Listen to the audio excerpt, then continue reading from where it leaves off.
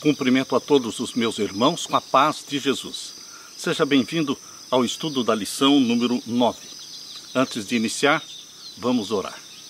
Pai querido que estás nos céus, na Tua presença estamos, buscando a Tua graça, a Tua bênção e o derramamento do Espírito Santo sobre mim e sobre os meus irmãos, ao abrirmos a Tua palavra. Que o Senhor abra nossa mente para entendermos a mensagem que o Senhor tem para nós hoje, pois é em nome de Jesus que pedimos. Amém. Queridos, servir e salvar. Este é o tema da lição número 9. Naturalmente, nenhum homem, nenhuma mulher, ninguém naturalmente quer ser um servo. Nós gostamos de ser chefe, nós gostamos de ser patrões, nós gostamos de mandar, mas ser servo é uma ideia que não agrada muito ao ser humano pecador. Mas, queridos, Jesus Cristo veio para ser servo, para servir, para dar a sua vida em resgate de muitos. E Jesus se coloca como exemplo seu e meu. Ele se coloca na sua frente como exemplo para ser admirado, para ser assimilado, para ser copiado, para que você e eu sejamos servos, vivamos para servir, como Jesus viveu para servir. O verso áureo diz: eis aqui o meu servo, a quem sustenho, o meu escolhido, em quem a minha alma se agrada. Pus sobre ele o meu espírito, e ele promulgará o direito para os gentios. Isaías 42, verso 1. Muitos acham que seria um grande privilégio poder visitar os cenários da vida de Cristo lá na Palestina, andar pelos lugares por ele andados, contemplar o lago à margem do qual ele gostava de ensinar, contemplar aquelas montanhas e vales em que Jesus Cristo pregou, aqueles montes e vales em que os olhos de Jesus tanto gostavam de olhar. Mas nós não necessitamos de ir a Nazaré, não necessitamos de ir lá em Cafarnaum ou em Betânia para andar nos passos de Jesus. Não precisamos.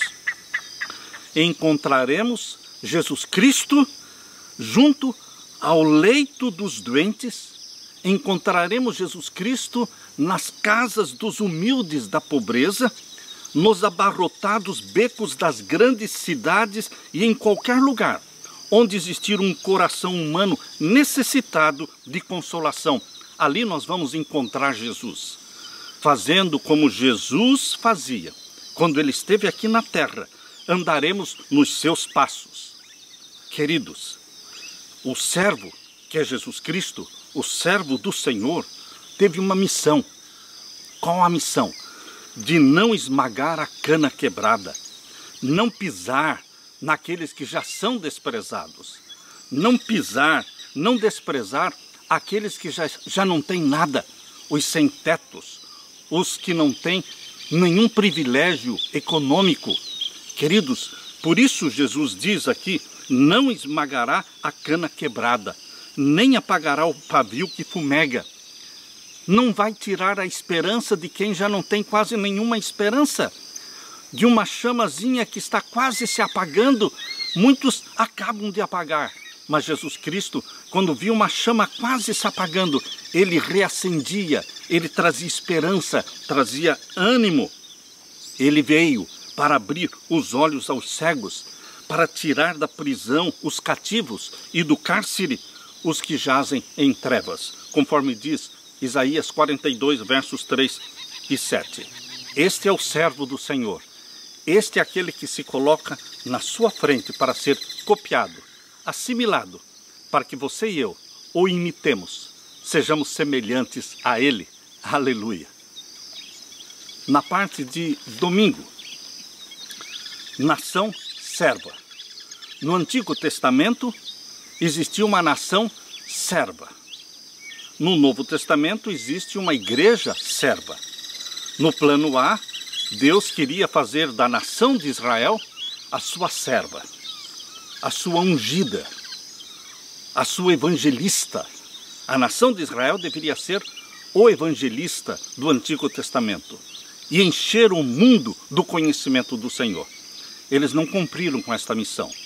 No Novo Testamento, Deus tem a igreja serva.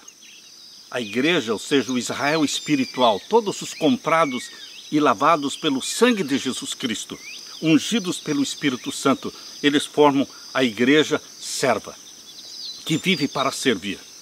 Mas muitas vezes nós nos esquecemos como cristãos, que estamos aqui para servir, não para mandar, não para explorar, não para extorquir, mas para servir, para dar a vida em resgate de muitos. Queridos, a missão nossa hoje é a mesma missão do Israel literal do Antigo Testamento, ser servo. Esta ideia não agrada muito, mas é assim que Jesus diz: eu sou o servo, eu sou aquele que serve. E ele nos deu o exemplo, quando ele se ajoelhou na frente dos discípulos e começou a lavar os pés dos discípulos. Ele estava fazendo o trabalho de um servo. Todos os discípulos ficaram admirados, e quando chegou para Pedro, para lavar o pé de Pedro, isto está lá em João capítulo 13, Pedro disse: não, nunca me lavarás os pés. E então Jesus disse: se eu não te lavar os pés, não tens parte comigo. Então Pedro disse: então me lava o corpo todo. Queridos, Jesus Cristo estava ali na posição de servo. Os discípulos começaram a entender a missão deles. Você e eu precisamos entender a nossa missão de servir ao pobre, de servir ao rico, de servir aos que são cultos e letrados, de servir aos ignorantes, de servir às pessoas da nossa família, de servir às pessoas da nossa comunidade. Qualquer pessoa que Deus colocar no nosso caminho é para nós servirmos.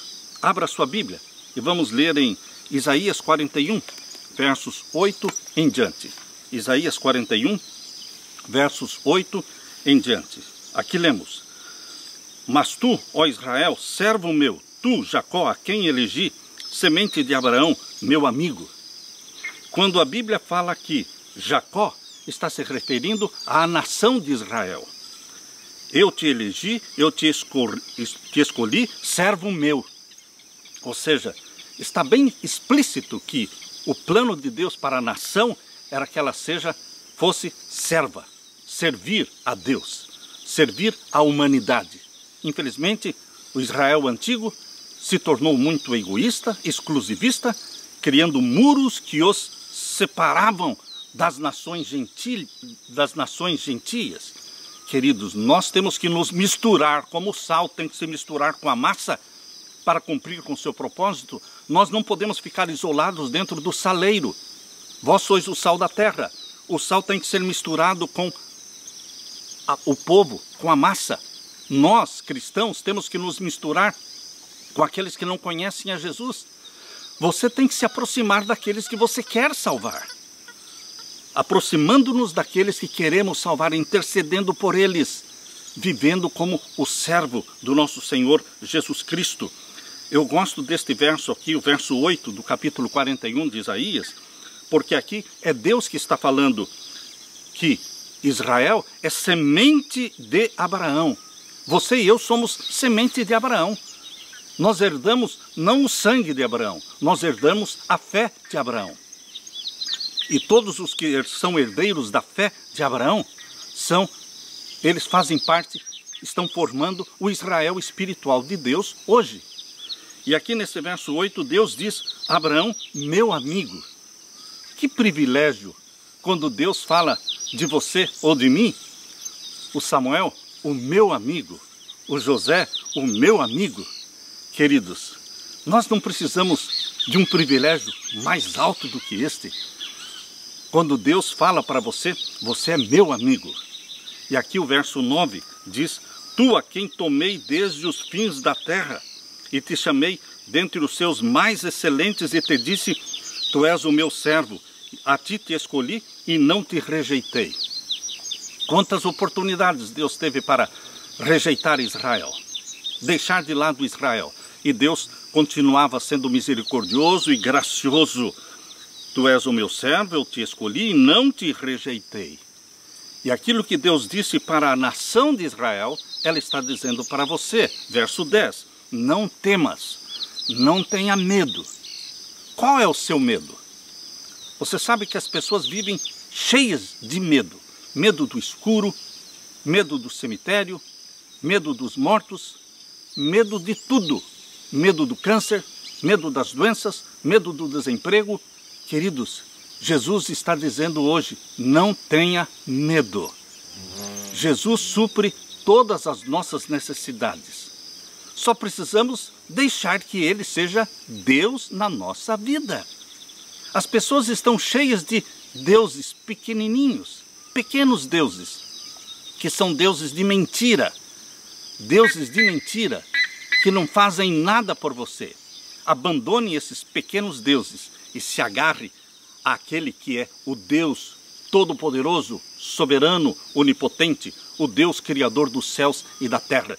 Deixe que Deus seja Deus na sua vida e não tenha medo, porque eu sou contigo, diz aqui. Não te assombres, porque eu sou o teu Deus. Eu te esforço e te ajudo e te sustento com a destra da minha justiça. E agora o verso 13. Porque eu, o Senhor teu Deus, te tomo pela tua mão direita.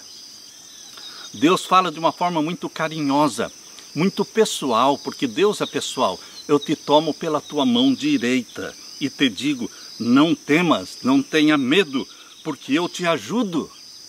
Olha, isso me conforta, isso me conforta. Ontem eu tive um pequeno acidente, eu bati o meu carro num barranco, estava liso, a estrada estava chovendo e estragou, mas eu vi a mão de Deus no acidente, porque Deus me protegeu, Deus me amparou, a mim e a todos que estavam comigo. E aqui o verso 14 diz, não temas, ó bichinho ou vermezinho de Jacó. Separado de Deus, nós não somos nada mais do que bichinho.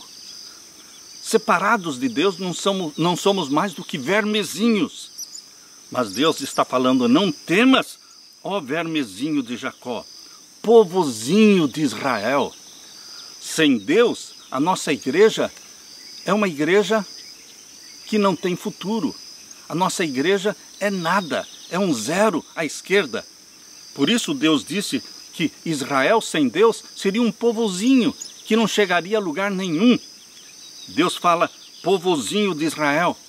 Mas com Deus nós somos mais do que vencedores, vitoriosos, porque Jesus nos dá mente de vencedor. Mente de vencedor. Jesus Cristo coloca a sua autoestima lá em cima, porque você se sente, e não somente se sente, você é filho do Criador, do dono do mundo. Queridos, Jesus Cristo coloca a nossa autoestima lá em cima. Quando Ele se dirige a você e a mim diz, filho meu, dá-me o teu coração. Eu te ajudo. Eu sou o teu redentor, diz aqui, o Santo de Israel. Você e eu estamos nos relacionando com o Santo de Israel. Por isso Ele nos dá da santidade dEle, porque Ele é santo. E o verso 16 diz, tu te alegrarás no Senhor e te gloriarás no Santo de Israel. A tua vida não é para ser de cabisbaixo, a tua vida não deve ser de reprimido, de depressão. Não, aqui Jesus está dizendo, tu te alegrarás no Senhor. Você tem todas as razões para ser alegre, para ser feliz, porque a vida não acaba aqui. Você tem o céu, você tem a nova terra, o novo céu, você tem uma vida eterna com Jesus Cristo. Esta é a promessa. Por isso ele diz, tu te alegrarás no Senhor e te gloriarás no Santo de Israel. Nossa glória é Jesus Cristo, o Santo de Israel. E o verso 17, os aflitos e necessitados buscam águas, e não as há, e a sua língua se seca de sede, mas eu, o Senhor, os ouvirei. Eu, o Deus de Israel, os não desampararei. Vai faltar água? Sim, vai faltar água. Haverá um período de seca, como foi no tempo de Elias, que por 3 anos e meio não choveu. Sim, a história se repete. Quando o papado estiver dominando a terra durante esta última supremacia papal, de 42 meses, 3 anos e meio, também não choverá. porque Jezabel espiritual está dominando o mundo, então não haverá chuva. Deus retém a chuva, porque a chuva representa a bênção do Senhor. Mas neste período em que não houver chuva, neste período em que as pessoas estiverem passando fome, os ímpios passando fome, não o povo de Deus, porque o povo de Deus tem aqui a promessa: eu, o Senhor, os ouvirei. Aqui diz, mas eu, o Senhor, os ouvirei, e eu, o Deus de Israel, os não desampararei, porque o seu pão e a sua água serão certos. Verso 18: abrirei rios em lugares altos e fontes no meio dos vales. Tornarei o deserto em tanques de águas e a terra seca em mananciais. Verso 20: para que todos vejam e saibam e considerem e juntamente entendam que a mão do Senhor fez isto. O Santo de Israel o criou. Ele é o Criador. Verso 21: apresente a sua demanda. Apresente a sua demanda, apresente a sua oração, apresente o seu pedido, mostre para mim a sua lista de pedidos. Mostre para Deus. Deus está dizendo aqui no verso 21, apresentai a vossa demanda, diz o Senhor. Trazei as vossas firmes razões. Tragam para mim. Abram o coração, vamos conversar. Eu quero diálogo com vocês, diz Deus. Tragam para mim as vossas firmes razões, diz o rei de Jacó. Queridos, no verso 23, estou lendo Isaías 41, anunciai-nos as coisas que ainda hão de vir. Só Deus pode anunciar as coisas que hão de vir. Os pequenos deuses que as pessoas adoram, os pequenos deuses que as pessoas tanto apreciam, não fazem nada, não conhecem um palmo na frente do nariz, não conhecem o que vai acontecer daqui 5 minutos. Só Deus conhece o fim desde o princípio, e Ele anuncia o futuro para você através da profecia.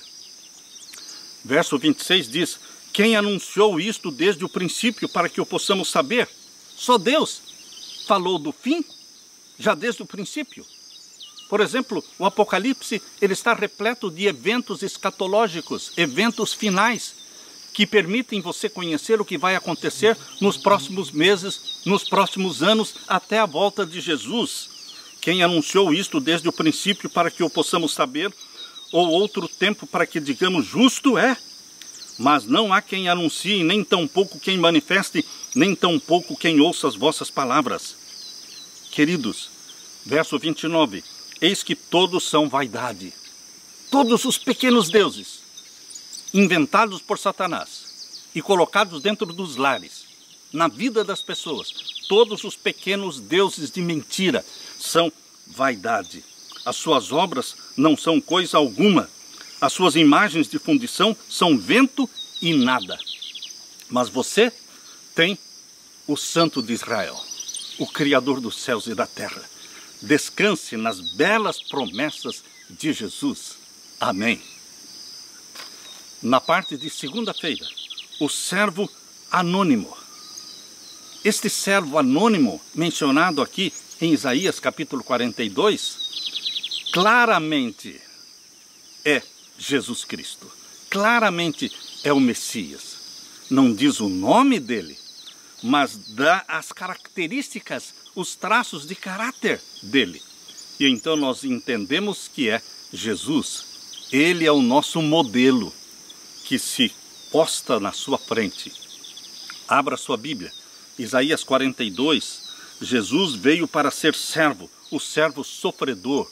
Por isso ele disse em Mateus capítulo 20, verso 28. Abra sua Bíblia. Mateus capítulo 20 e o verso 28.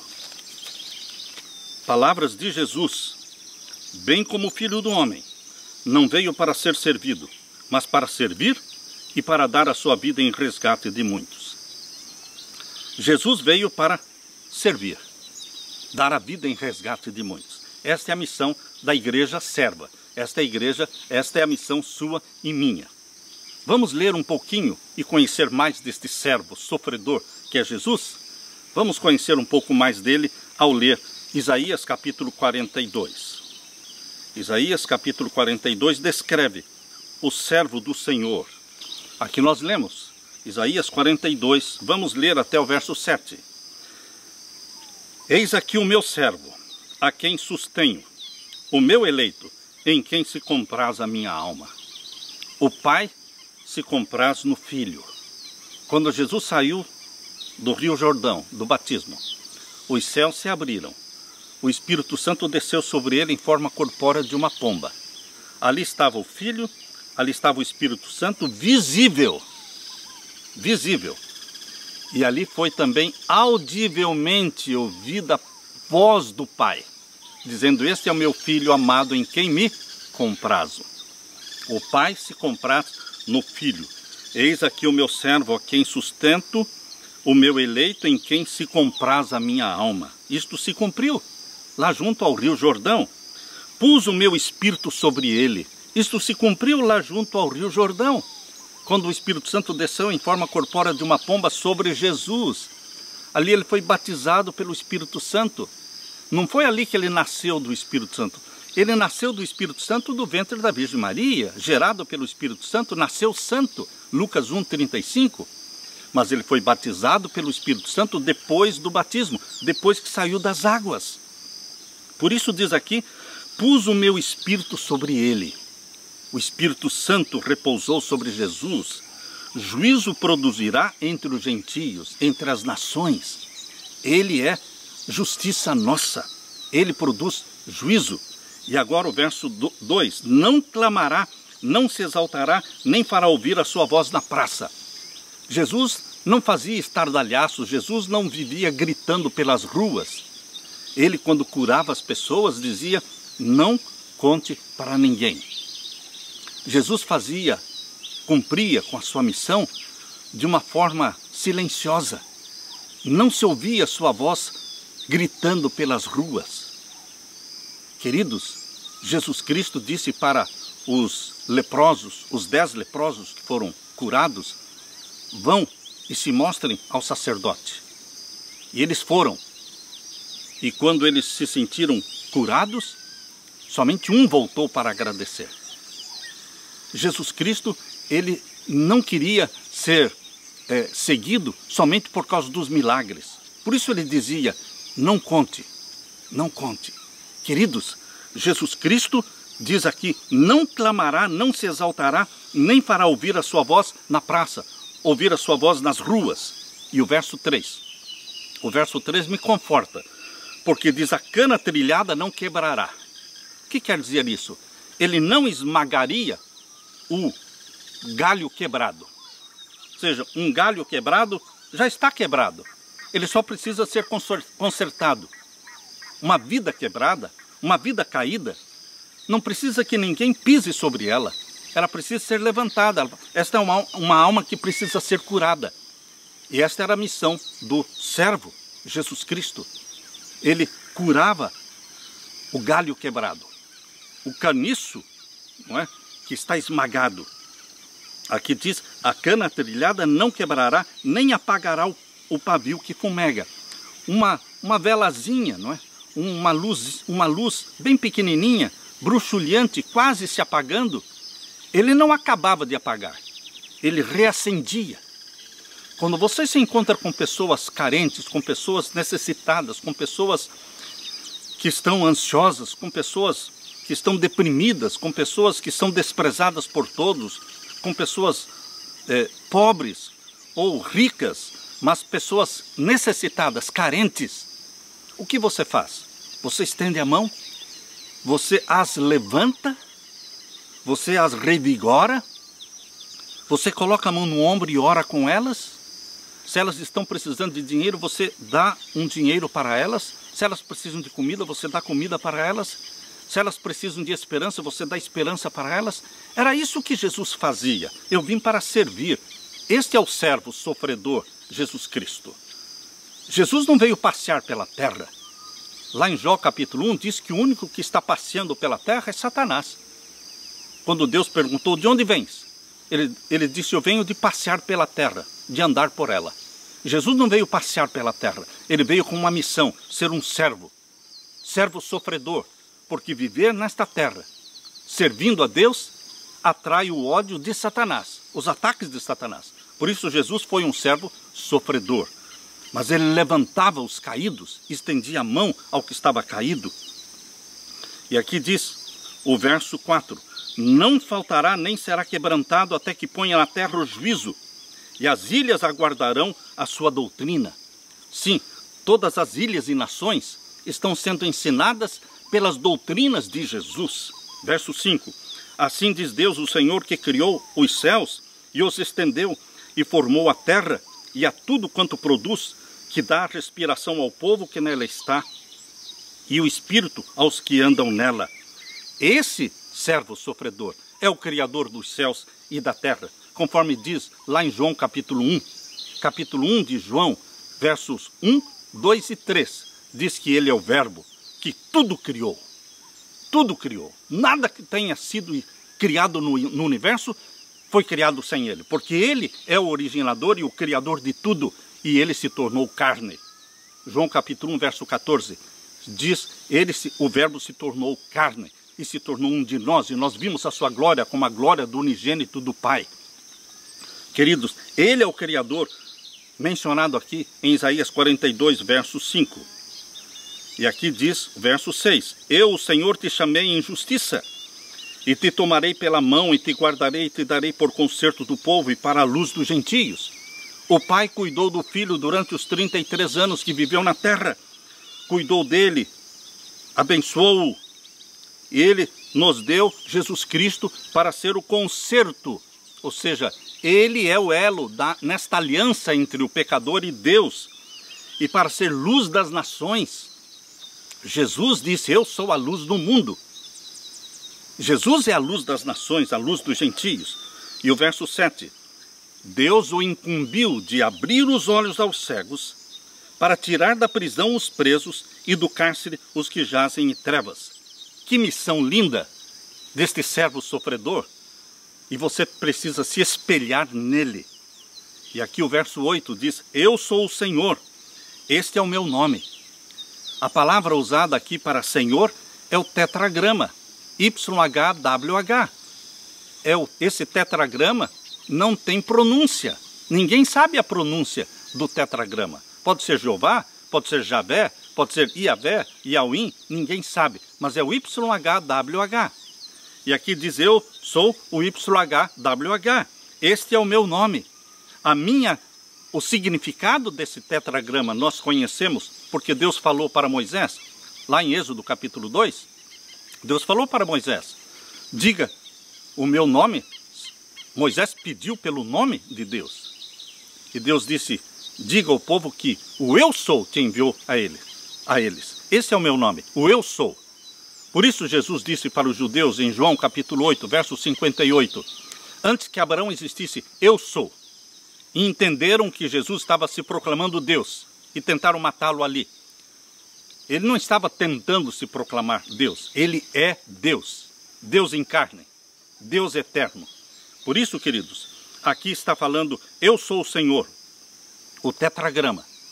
Este tetragrama é usado para o Pai, é usado para o Filho e é usado para o Espírito Santo também. Este é o meu nome, a minha glória, pois a outrem não darei. Não seja louco de tomar a glória de Deus para si. Lembram-se vocês de Herodes? Quando o povo dizia, voz de Deus, e ele aceitou a adoração como sendo um Deus. No mesmo momento, na mesma hora, ele foi comido de bichos. Ele morreu sendo comido de bichos na frente de toda a multidão. Ele tomou para si a glória de Deus. E aqui Deus diz, a minha glória, pois a outrem não darei, nem o meu louvor às imagens de escultura. E agora o verso 21 do capítulo 42 diz, esse povo que formei para mim, para que me desse louvor. Você foi criado, meu querido irmão, minha querida irmã, para viver dando glória e dando louvor ao Criador dos céus e da terra. Esse povo que formei para mim, para que me desse louvor.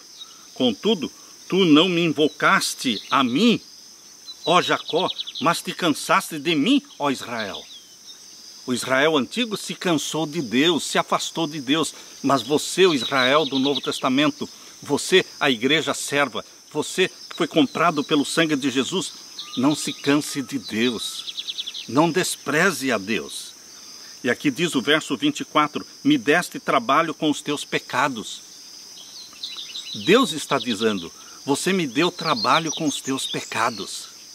Como é que nós podemos dar trabalho para Deus com os nossos pecados? Quando nós pecamos 1, 2, 3, 4, 5, 10 vezes o mesmo pecado. Queridos, Deus é misericordioso, Deus é graça. Ele nos perdoa dezenas de vezes o mesmo pecado. Mas nós não podemos ficar brincando com Deus. Nós não podemos ficar abusando da graça de Deus. Aqueles pecados que nós já sabemos que são pecados, nós devemos confessá-los e pedir, em nome de Jesus, o poder do Espírito Santo, para não voltar mais a praticar os mesmos pecados. Nós ficamos encalhados como um carro, como um caminhão encalhado na lama, patinando, não sai do lugar. Muitos estão encalhados nos pecados de sempre. Nós precisamos confessar, abandonar e avançar na estrada da santificação. É quando nós confessamos e abandonamos que o Espírito Santo nos faz avançar na estrada da santificação, porque Ele poderá nos revelar outros pecados, outros defeitos de caráter, que Ele não pode revelar enquanto estivermos afogados ou encalhados nos pecados de sempre. Vamos avançar na estrada da santificação. Por isso diz aqui, me deste trabalho com os teus pecados e me cansaste com as tuas maldades. E o verso 25, eu mesmo sou que apago as tuas transgressões. Jesus está falando, eu não mando alguém apagar os teus pecados. Eu mesmo apago as tuas transgressões. Não por amor a você, mas por amor a mim. As pessoas acham difícil entender isso, que Deus apague e perdoa os teus pecados, os meus pecados, não somente porque nos ama, é óbvio que Ele nos ama, mas é por amor de mim, diz Deus. É o nome de Deus que está em jogo, é o caráter de Deus que está em jogo, é a reputação de Deus que está em jogo no universo. Por isso Ele diz, eu mesmo sou o que apago as tuas transgressões por amor de mim, porque Ele salvando você, restaurando você, tornando você semelhante a Jesus Cristo, a glória será de Deus. E o mundo, o universo todo glorificará o nome de Deus. E aqui diz, o finalzinho do verso 25, dos teus pecados não me lembro. Intencionalmente Deus não se lembra dos nossos pecados. Quando você confessa os pecados, se você quiser se lembrar deles, você consegue se lembrar. Mas você não quer se lembrar dos seus pecados. Então, da mesma forma, Deus, se Ele quiser se lembrar dos nossos pecados, Ele consegue se lembrar, é óbvio, Ele é Deus, Ele pode tudo. Mas Ele intencionalmente, Ele diz, eu não quero me lembrar dos teus pecados. Dos teus pecados eu não me lembro. Aleluia por isso. E o verso 26, procura lembrar-me. Venha falar comigo. Se ajoelhe na minha frente, vamos dialogar, procura lembrar-me, ele está dizendo, entremos em juízo, vamos entrar em diálogo, apresenta as tuas razões, apresenta diante de mim as tuas orações, as tuas confissões, para que eu te possa justificar.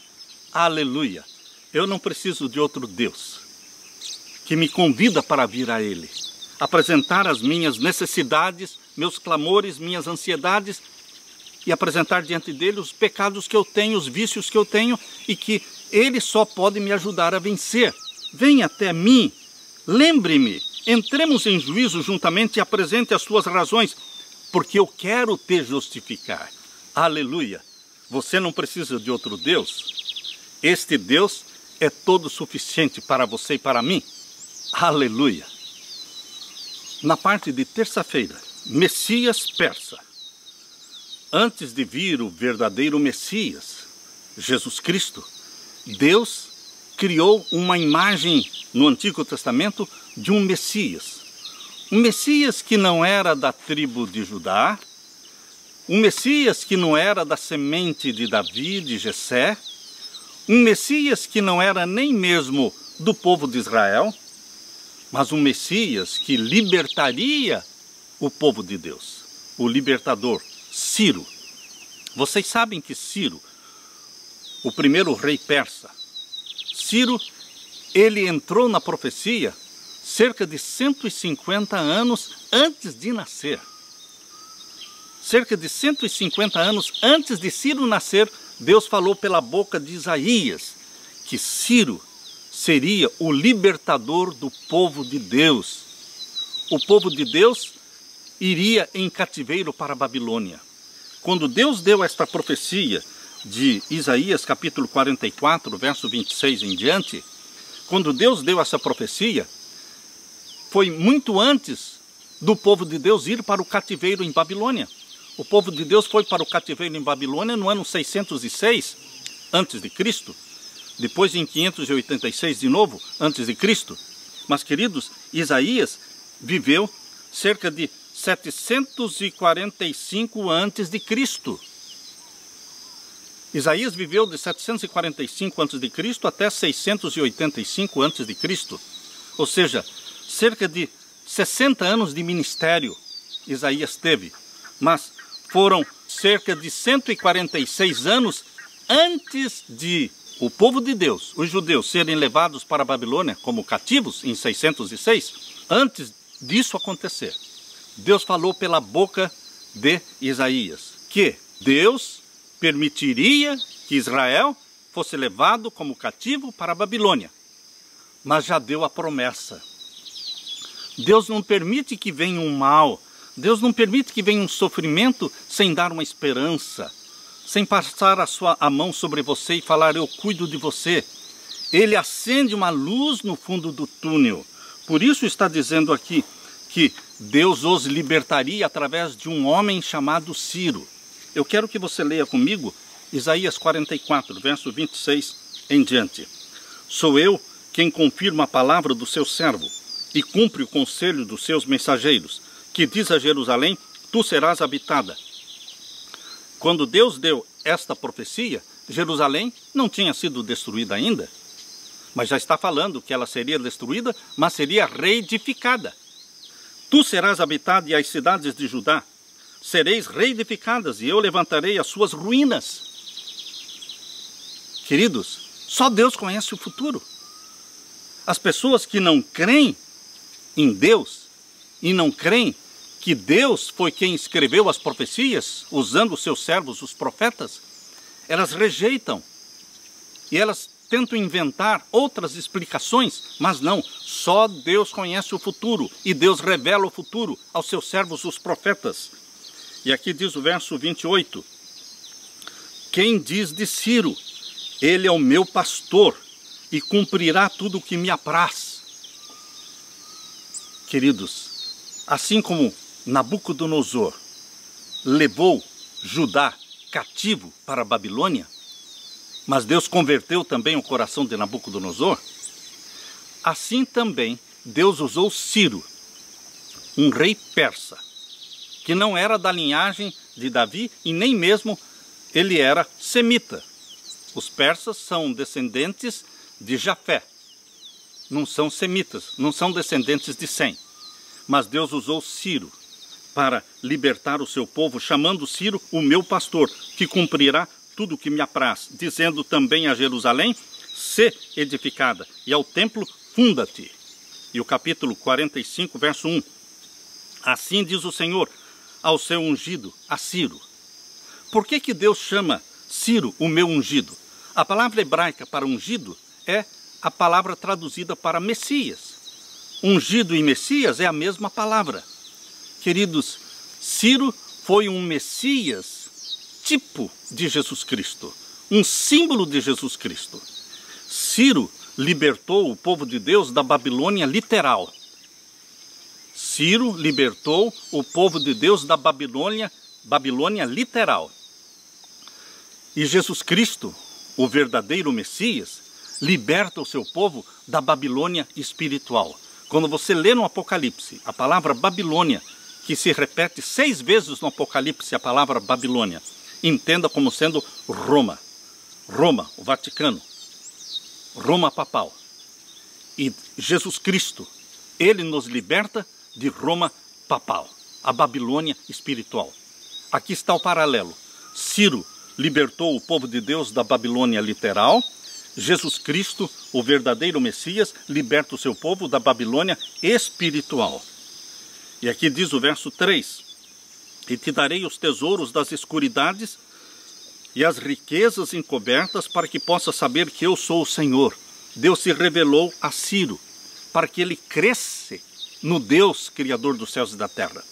Quando os judeus se aproximaram de Ciro, já no final dos 70 anos de cativeiro em Babilônia, quando os judeus se aproximaram de Ciro e mostraram para ele esta profecia, ele creu no Deus de Israel. Ele libertou o povo de Deus de Babilônia e mandou construir Jerusalém. Isso você pode ler aqui em Esdras capítulo 1. Abra a sua Bíblia. Em Esdras capítulo 1, você vai encontrar. Esdras capítulo 1 está a explicação, ou seja, o cumprimento desta profecia de Isaías. Esdras capítulo 1, verso 1 em diante. No primeiro ano de Ciro, rei da Pérsia, para que se cumprisse a palavra do Senhor por boca de Jeremias. Jeremias falou também. Isaías também falou. Despertou o Senhor o espírito de Ciro, rei da Pérsia, o qual fez passar pregão por todo o seu reino, como também por escrito, dizendo: assim diz Ciro, rei da Pérsia: o Senhor Deus dos céus me deu todos os reinos da terra, e ele me encarregou de lhe edificar uma casa em Jerusalém, que é em Judá. Ele entendeu a profecia e cumpriu com o seu papel, com a sua missão. Queridos, você e eu precisamos cumprir com a missão de Deus para nós nesta terra. Ciro cumpriu. Ele foi usado pelo Espírito Santo. E você, se deixa usar pelo Espírito Santo? Verso 3. Quem há entre vós, de todo o seu povo, seja seu Deus com ele, e suba a Jerusalém, que é em Judá, e edifique a casa do Senhor Deus de Israel. Ele é o Deus que habita em Jerusalém. Aqui está o cumprimento da profecia de Isaías, capítulo 44. Isaías 44, versos 26 em diante. Isaías, capítulo 45, se cumpriu. E isto está ali em Esdras, capítulo 1. E ainda aqui em Isaías 45, verso 5, Deus fala: eu sou o Senhor e não há outro. Fora de mim não há Deus. Não existe Deus. Satanás não é Deus. Os pequenos deuses não são deuses. Os deuses do hinduísmo não são deuses. O Deus do budismo não é Deus. O Deus do islamismo não é Deus. Só existe um Deus, que é o Criador dos céus e da terra. Ele se revela na Bíblia, no tetragrama YHWH. Este Deus tem um filho, é Jesus Cristo, o Salvador do mundo, que morreu na cruz e ressuscitou, e subiu ao céu, e voltará a nos buscar. Eu sou o Senhor e não há outro. Fora de mim não há Deus. Eu te cingirei ainda que tu não me conheças. Ainda que você não conheça tanto de Deus, assim como Ciro não conhecia quase nada de Deus, Deus se revelou a ele e Deus se fez conhecer. Deus quer que você o conheça. Verso 6. Para que se saiba desde o nascente do sol e desde o poente que fora de mim não há outro. Eu sou o Senhor e não há outro. E ainda o verso 12. Eu fiz a terra e criei nela o homem. Eu o fiz. As minhas mãos estenderam os céus, e a todos os seus exércitos dei as minhas ordens. E agora o verso 18. Porque assim diz o Senhor que tem criado os céus, o Deus que formou a terra e a fez. Ele a estabeleceu, não a criou vazia. Aqui em Isaías 45, verso 18, diz que quando Deus planejou criar a terra, deu forma, conforme diz lá em Gênesis capítulo 1, capítulo 2, mostra como Deus deu forma ao planeta Terra, que era sem forma e vazio, foi dando forma, criando a luz, depois separando águas e águas, a porção seca, e no sexto dia criou Adão e Eva, e no sétimo dia criou o sábado, o dia do descanso. Esse é o dia do descanso escolhido por Deus para você. Por isso Deus diz: eu não criei a terra vazia, mas para ser habitada. Bem-aventurados os mansos, porque eles herdarão a terra. A terra não foi criada para ficar vazia, mas para ser habitada pelo povo de Deus. Você é povo de Deus. Você vai habitar na nova terra, no novo céu, que Jesus Cristo restaurará. Ele a estabeleceu, não a criou vazia, mas a formou para que fosse habitada. eu sou o Senhor e não há outro. E o verso 20, nada sabem os que conduzem em procissão as suas imagens de escultura feitas de madeira e rogam a um Deus que não pode salvar. As pessoas ficam carregando nos ombros, nos altares, em procissões, quilométricas procissões. As pessoas ficam carregando santas, santos, fazendo penitências, andando descalço, deixando os pés sangrarem, segurando numa corda, como acontece lá em Belém. Queridos, as pessoas em procissões enormes, todos segurando numa corda, fazendo penitência, clamando a uma santa que está sendo carregada nos ombros. Aqui diz, Isaías 45, eu não estou criticando as pessoas que fazem isso, mas Deus quer que elas sejam esclarecidas e elas entendam o quê? O que está escrito aqui em Isaías 45, verso 20. Nada sabem os que conduzem em procissão as suas imagens de escultura feitas de madeira e rogam a um Deus que não pode salvar. Deus está chamando a atenção dos seus filhos para Ele. Verso 22, olhai para mim e sereis salvos, vós todos os termos da terra, porque eu sou Deus e não há outro. Olhem para mim, só eu posso salvar, só eu posso responder às suas orações e suprir as suas necessidades. É um convite de Deus para olharmos para Ele. Ele é o nosso Salvador.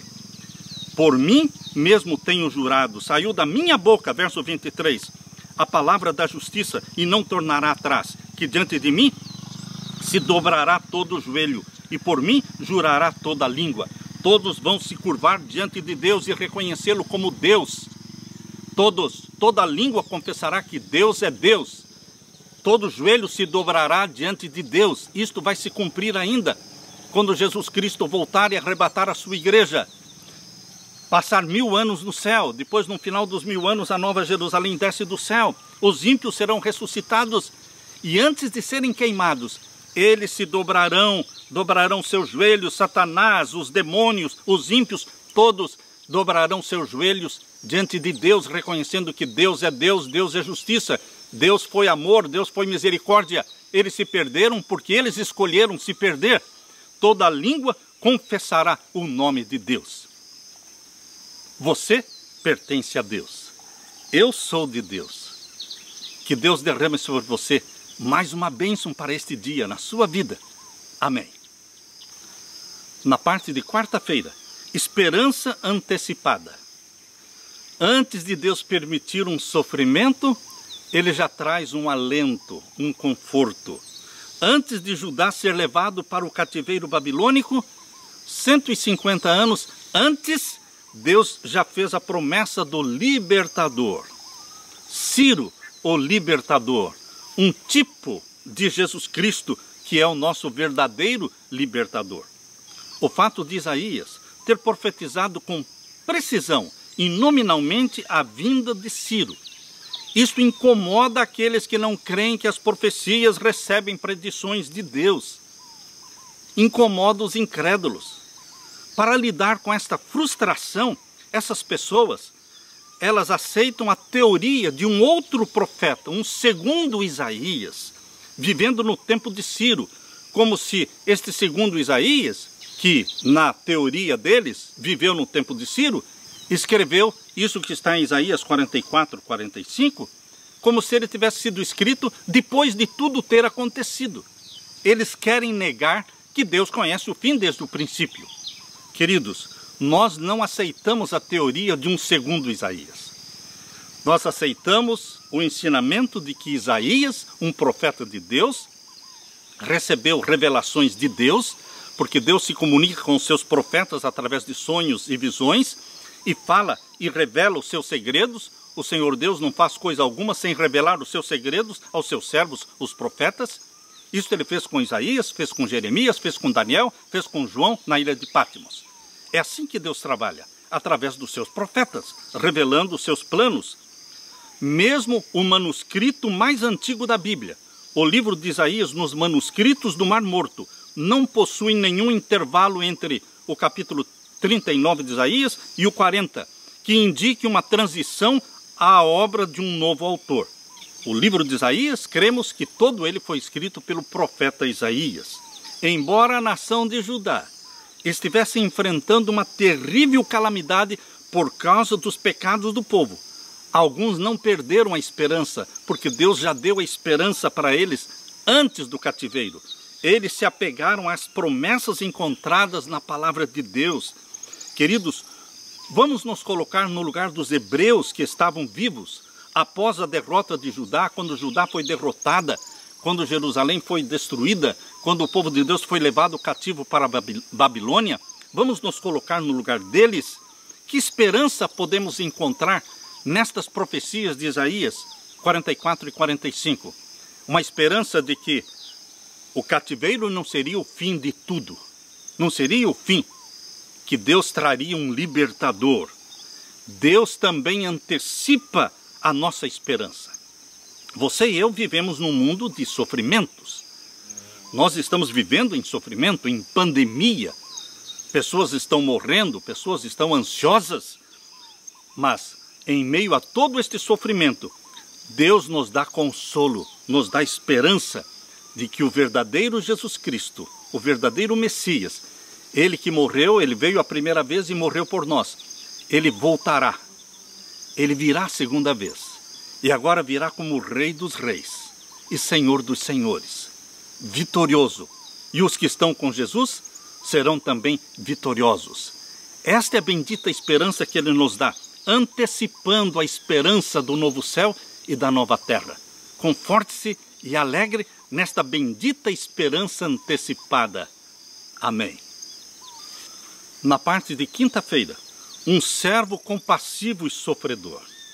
Quando nós abrimos Isaías capítulo 49, Isaías 49 e os versos 1 a 12, aqui nós encontramos mais uma descrição do compassivo e sofredor servo de Deus. Vamos ler Isaías 49, versos 1 em diante. Ouvi-me, ilhas, escutai vós, povos de longe. O Senhor me chamou desde o ventre, desde as entranhas da minha mãe. Fez menção do meu nome. Está falando do Messias, Jesus Cristo. Ele foi chamado já desde o ventre, desde que ele foi gerado pelo Espírito Santo no ventre de Maria. E o verso 2, e fez a minha boca como uma espada aguda. A boca de Jesus Cristo era uma espada aguda que penetrava na mente das pessoas. Toda pessoa que ouvia as palavras de Jesus nunca mais se esquecia. Todas as pessoas que olhavam nos olhos de Jesus nunca mais se esqueciam daqueles olhos de amor. E fez a minha boca como uma espada aguda, com a sombra da sua mão me cobriu. Deus o Pai cuidou do Filho durante os 33 anos na terra, e me pôs como uma flecha limpa e me escondeu na sua aljava. Proteção do Pai sobre o Filho. E o verso 3, e me disse, tu és o meu servo, e Israel aquele por quem hei de ser glorificado. Você é servo de Deus, e a igreja serva, Deus está sendo glorificado através da igreja serva, no Novo Testamento. Verso 4, mas eu disse, debalde tenho trabalhado, inútil e vãmente gastei as minhas forças. Aqui é uma profecia do Messias, que quando olhou para o seu trabalho, aparentemente estava sendo inútil todo o seu sofrimento. Quando Jesus Cristo foi orar no jardim do Getsêmani, e voltou e viu os discípulos dormindo, grande foi a tentação lançada por Satanás sobre Jesus para desistir de salvar a humanidade. Satanás tentou a Jesus Cristo dizendo, está aí, você está vendo? Os discípulos dormindo, ninguém não está nem aí com seu sofrimento aqui no Getsêmani. Deixe esta humanidade, volte para o céu, você pertence ao céu. Foi grande a tentação lançada sobre Jesus Cristo para ele deixar a humanidade nos seus pecados, deixar a humanidade e o planeta Terra, a família humana, nas mãos de Satanás e voltar para o céu. Mas não, ele decidiu, custe o que custar, eu morrerei para salvar a humanidade. Queridos, quando ele olhou no futuro, Deus viu que o trabalho do Messias não seria valorizado. Debalde tenho trabalhado, inútil e vãmente gastei as minhas forças. Todavia o meu direito está perante o Senhor e o meu galardão perante o meu Deus. No final, haveria alegria para o Messias. porque alguns se converteriam. Alguns o abraçariam como Messias, como Salvador. E esta igreja do Novo Testamento, esta igreja que começou ali em Jerusalém e foi se expandindo pelo mundo todo, hoje são milhões e milhões de pessoas que amam a Jesus Cristo de verdade. E estamos nos preparando para nos encontrarmos com Jesus de novo. Aqui diz Isaías 49, verso 6. Disse mais: pouco é que sejas o meu servo, para restaurares as tribos de Jacó e tornares a trazer os guardados de Israel. Também te dei para a luz dos gentios, luz das nações. Isto é o que Jesus Cristo é. Isto é o que você é. Não entenda, meu querido irmão, que a missão de Jesus é diferente da sua. Nós somos filhos de Deus. Nós somos gerados pelo Espírito Santo também. Nascemos da água e do Espírito. Fomos gerados pelo Espírito Santo. Então a missão de Deus para os seus filhos na terra é que sejamos luz dos gentios, luz das nações, para seres a minha salvação até a extremidade da terra.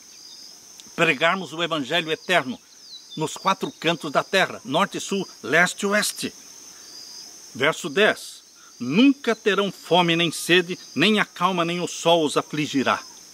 Está vendo aqui a promessa? A promessa de que Deus nos protegerá. Deus nos dará o pão e a água. Nunca terão fome nem sede, nem a calma nem o sol os afligirá, porque o que se compadece deles os guiará. Deus é aquele que tem compaixão. Deus tem compaixão de você. Ele se compadece deles e os guiará, e os levará mansamente aos mananciais de águas. Deus cuida, Deus restaura, Deus mostra para você o plano lindo que Ele tem, o novo céu e a nova terra, onde você vai viver eternamente na presença de Deus. Verso 12. Eis que estes virão de longe, e eis que aqueles do norte e do ocidente, e aqueles outros da terra Sinim. Deus está falando de pessoas, de povos, de nações que virão de longe para conhecerem o Deus de Israel. E aqui quando fala aqueles outros da terra Sinim, esta é a única provável referência à China. A única provável referência à China encontrada na Bíblia está em Isaías 49, verso 12. E aqueles outros da terra Sinim. Queridos, a China, a primeira dinastia da China, surgiu exatamente no período daquela confusão das línguas na Torre de Babel. Quando você estuda a história da China, as dinastias da China, você descobre que aquela primeira dinastia, Xia, surgiu no tempo da confusão das línguas na Torre de Babel. Deus tem pessoas sinceras ali na China.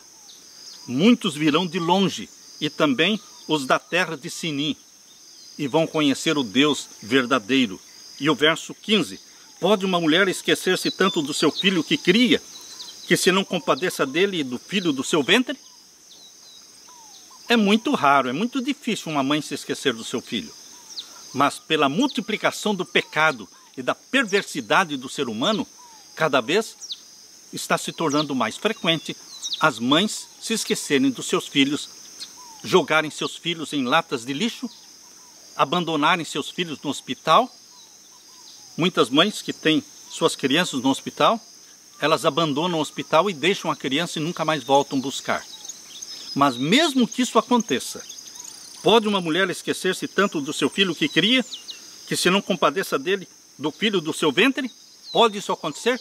Pode. Tem acontecido. E aqui diz, mas ainda que esta se esquecesse, eu todavia não me esquecerei de ti. Deus não se esquece de você. Quando você está na UTI, você não pode falar, mas a sua mente está funcionando. Pessoas que estão na UTI e clamam, ó Senhor, manifesta-te a mim, mostra-me a tua face. As pessoas não falam com a boca, elas estão em coma, mas o cérebro está funcionando. E uma mulher estava na UTI, estava em coma. E na mente dela, ela estava pedindo que Deus não se esquecesse dela. Que Deus, de alguma forma, não se esquecesse dela. E de repente, o meu cunhado, Paulo Torres, violinista, começou a tocar do lado da cama dela, na UTI, o hino Eu Não Me Esquecerei de Ti. Ela começou a se movimentar, ela começou a reagir, e depois de uma semana ou 2 semanas, quando o Paulo Torres voltou a tocar violino naquele mesmo hospital, ele encontrou esta mulher no corredor e veio correndo para encontrá-lo, abraçá-lo e disse: eu sou aquela mulher que estava na UTI quando você tocou aquele hino, Eu Não Me Esquecerei de Ti. Naquele momento eu estava mentalmente conversando com Deus, dizendo: Senhor, faça alguma coisa, me mostre que o Senhor não se esqueceu de mim. E você começou a tocar o hino Eu Não Me Esquecerei de Ti. Eu sou uma membro da Igreja Adventista e eu conheci aquele hino. E foi a resposta de Deus às minhas orações. Queridos, pode uma mulher esquecer-se tanto do seu filho que cria, que se não compadeça dele, do filho do seu ventre? Mas ainda que esta se esquecesse, eu todavia não me esquecerei de ti. Eu quero que você seja confortado com esta bendita promessa. Deus não se esquece de você. Ele tudo sabe, Ele tudo vê. Ele cuida de você.